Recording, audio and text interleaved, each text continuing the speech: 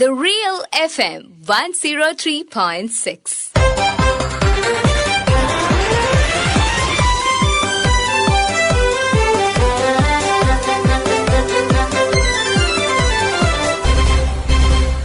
ശ്രദ്ധ.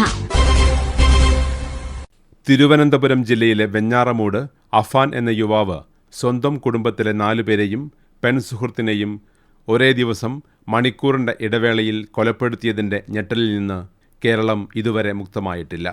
സാമ്പത്തിക പ്രശ്നങ്ങളും മയക്കുമരുന്ന് ഉപയോഗവും സംശയിക്കപ്പെടുന്നുണ്ടെങ്കിലും ഇത്തരമൊരു ക്രൂരകൃത്യത്തിന് ഈ യുവാവിനെ പ്രേരിപ്പിച്ച യഥാർത്ഥ കാരണമെന്താണ് എന്ന് പോലീസ് അന്വേഷണത്തിലൂടെ മാത്രമേ വ്യക്തമാകൂ. എന്തുകൊണ്ടായിരിക്കാം നമ്മുടെ യുവാക്കളിൽ ഇത്തരത്തിൽ അക്രമസ്വഭാവം കൂടി വരുന്നത്? അത് തടയാൻ എന്താണ് മാർഗം? ശ്രദ്ധ ചർച്ച ചെയ്യുന്നു. ആദ്യം retired police superintendent George Joseph. Thiruvananthapuram വെഞ്ഞാറമൂട്ടിലെ അഫാൻ എന്ന 23 വയസ്സുകാരൻ അയാളുടെ കുടുംബത്തിലെ 5 പേരെ കൊലപ്പെടുത്തി. അമ്മയെ കൊലപ്പെടുത്തി എന്നാണ് കരുതിയത് അയാള്. പക്ഷെ അമ്മ ഇപ്പൊ ഹോസ്പിറ്റലാണ്, അവർക്ക് അല്പം ബോധം വീണു എന്നും പറയുന്നുണ്ട്. അപ്പൊ അവരെ 5 പേര് മരണപ്പെട്ടു. അമ്മ മരിച്ചെന്ന് അയാൾ കഴിഞ്ഞു. ഈ കുറ്റത്തിന് ശേഷം അയാള് കുടിയെല്ലാം കഴിഞ്ഞ് നേരെ വെഞ്ഞാറമൂട് പോലീസ് സ്റ്റേഷനിലേക്ക് ഒരു ഓട്ടോയിൽ വന്ന് പോലീസ് സ്റ്റേഷൻ അടുത്തിറങ്ങി. അതിനുശേഷം പോലീസ് സ്റ്റേഷനിൽ പോയി ഇയാള് എന്റെ വീട്ടിലുള്ള 6 പേരെ കൊന്നിട്ടാ വന്നെന്ന് പറയും. പോലീസിൽ അത് വിശ്വസിക്കാൻ പറ്റില്ല. എന്തായാലും ഈ പറഞ്ഞ സ്ഥലങ്ങളിൽ നോക്കുമ്പോൾ എല്ലാ കാര്യങ്ങളും സത്യമാണെന്ന് മനസ്സിലാവും.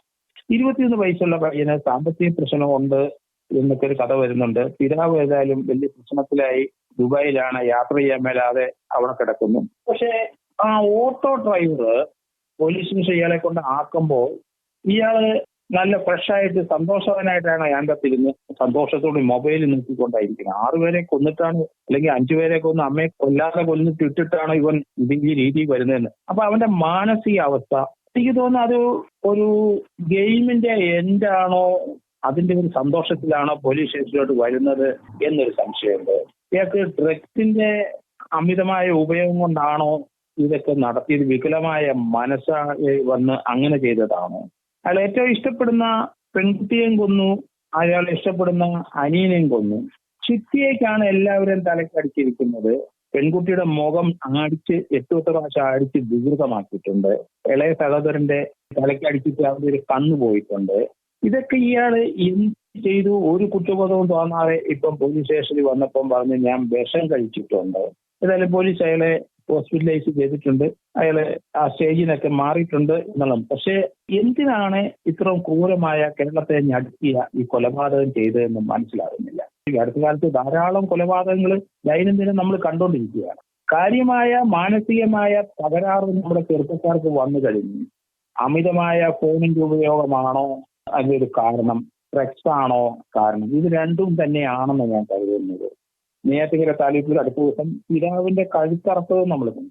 അതും ഡ്രഗ്സ് ആണ്. അയാൾ അന്ധവിശ്വാസിയാണ്, അമിതമായി മൊബൈൽ ഉപയോഗിക്കുന്നതാണ്. അപ്പൊ ഇതൊക്കെ തന്നെ ഇതിന്റെ കാരണങ്ങൾ. ഇതൊരു ശാസ്ത്രീയ പഠനം ഗവൺമെന്റ് നടത്തണം. അടിയന്തരമായി പല കാര്യങ്ങളും ഗവൺമെന്റ് ചെയ്യും. കാരണം നമ്മുടെ വീടുകളിലെല്ലാം കൊല്ലും കൊലപാതകവും നിറഞ്ഞു കഴിഞ്ഞു. എന്താണ് ഇതിന്റെ പിന്നില്? ചെറുപ്പക്കാർക്ക് എന്ത് സംഭവിച്ചു എന്നൊരു സ്റ്റഡി അടിയന്തരമായിട്ട് വേണം. വിവേകവും വിവേചനശേഷിയുമാണ് മനുഷ്യനെ മൃഗങ്ങളിൽ നിന്ന് വ്യതിരിക്തനാക്കുന്നത്.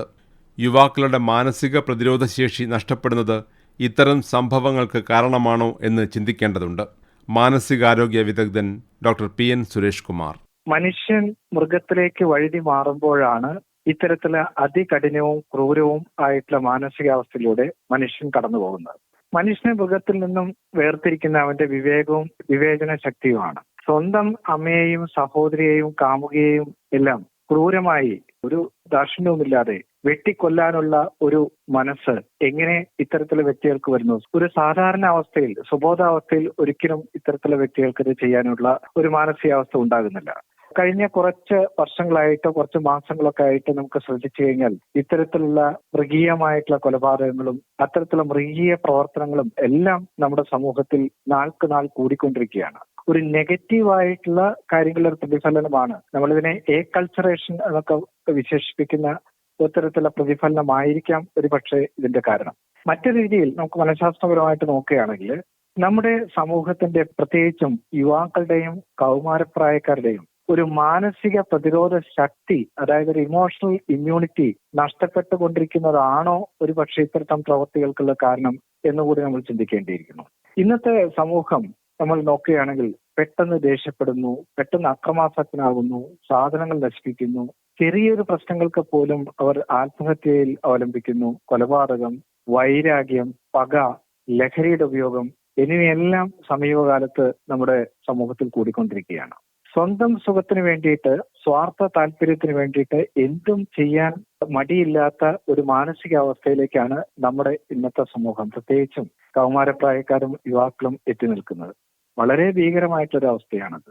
ഈ പറയുന്ന വ്യക്തിക്ക്, വെഞ്ഞാറമൂട് സംഭവിച്ച ഈ കൂട്ടക്കൊലപാതകത്തിൽ ചെയ്ത വ്യക്തിക്ക് പണം കിട്ടാൻ വേണ്ടിയിട്ടാണ് അദ്ദേഹം ഇത്തരത്തിലുള്ള ക്രൂരകൃത്യങ്ങളിൽ ഏർപ്പെട്ടിരിക്കുന്നതെന്ന് പറയുന്നുണ്ട്. പക്ഷേ ഒരു 22 വയസ്സുകാരന് എങ്ങനെയാണ് ഇത്രയധികം കടബാധ്യതകൾ വരുന്നത്? എന്തുകൊണ്ടാണ്? അയാൾ ലഹരി ഉപയോഗിച്ചിട്ടാണോ? ഇത്തരത്തിലെന്തെങ്കിലും കളികൾ, ഓൺലൈൻ ഗെയിമിംഗ് കളിച്ചിട്ടാണോ?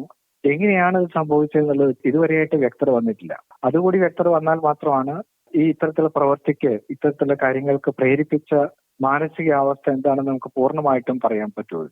ഒരു പരിധിവരെയെങ്കിലും ഇതിനെ തടയണമെങ്കിൽ ഇത്തരത്തിലുള്ള വ്യക്തികളെ ഒരു ഫാസ്റ്റ് ട്രാക്ക് കോടതി വഴി എത്രയും നേരത്തെ, എത്രയും മാതൃകാപരമായിട്ടുള്ള ഒരു ശിക്ഷ കൊടുക്കുകയാണെങ്കിൽ അല്പം പേടി വന്നിട്ടെങ്കിലും ഇത്തരത്തിലുള്ള പ്രവർത്തനങ്ങൾ അനുകരിക്കാനും ഇതിലേക്ക് പോകാനുള്ള സാധ്യത ഒരു പരിധിവരെ നമുക്ക് കുറയ്ക്കാനായിട്ട് നമുക്ക് സാധിക്കും. യുവാക്കളിൽ ആക്രമണ പ്രവണത വർദ്ധിക്കുന്നതും അത്തരം വാർത്തകൾക്ക് നമ്മുടെ മാധ്യമങ്ങൾ അമിത പ്രാധാന്യം നൽകുന്നതും സമൂഹം ഗൗരവത്തോടെ ചർച്ച ചെയ്യേണ്ടതുണ്ട്. കവിയും സാംസ്കാരിക പ്രവർത്തകനുമായ ആലങ്കോട് ലീലാകൃഷ്ണൻ. കേരളത്തിൽ പണ്ടെങ്ങുമില്ലാത്ത വിധത്തിലുള്ള ക്രിമിനൽ സംഭവങ്ങൾ കൂടുതൽ ഉണ്ടായി വരികയാണ്. അതിൽ അവസാനത്തേതാണ് തിരുവനന്തപുരത്ത് ഒരു യുവാവ് ഇത്ര ദാരുണമായ രീതിയിൽ 4-5 ജീവൻ അപഹരിച്ച ഒരു സംഭവം. ഇത് നമ്മുടെ സമൂഹത്തിൽ വന്നുകൊണ്ടിരിക്കുന്ന അപായകരമായ ഒരു മാറ്റത്തിന്റെ സൂചനയാണ്. MDMA പോലുള്ള മയക്കുമരുന്നുകൾക്ക് അടിമകളായി പോയ കുട്ടികൾ എങ്ങനെ പെരുമാറുമെന്നറിയാൻ കഴിയാത്ത വിധത്തിൽ മാറിപ്പോയിരിക്കുന്നു എന്നാണ് ഇതൊക്കെ തരുന്ന സൂചന. എപ്പോൾ, എവിടെ വെച്ചാണ്, ആരാണ് അതിമാരകമാം വിധം അക്രമകാരിയായി മാറുക എന്ന് പറഞ്ഞറിയിക്കാൻ പറ്റാത്ത ഒരുതരം ഭീകര സന്ദിഗ്ധതയിലേക്ക് നമ്മുടെ സമൂഹം മാറുകയാണ്. പല കാരണങ്ങൾ ഇതിനുണ്ടാവാം. ഒരു പ്രധാന കാരണം ഈ പുതിയ മയക്കുമരുന്നുകളാണ്. മറ്റൊന്ന്, സമൂഹത്തിൽ നിരന്തരം ചർച്ച ചെയ്യപ്പെടുന്ന സോഷ്യൽ മീഡിയയിലാണെങ്കിലും ടെലിവിഷൻ ചാനലുകളാണെങ്കിലും വയലൻസും ക്രിമിനൽ സംഭവങ്ങളും മാത്രമാണ് കൂടുതലായിട്ട് പ്രചരിപ്പിക്കുന്നത്. സമൂഹത്തിൽ നല്ല കാര്യങ്ങളൊക്കെ നടക്കുന്നുണ്ട്, പക്ഷെ അത് പ്രചരിപ്പിക്കാനുള്ള സംവിധാനം നമ്മുടെ മാധ്യമങ്ങളിലില്ല.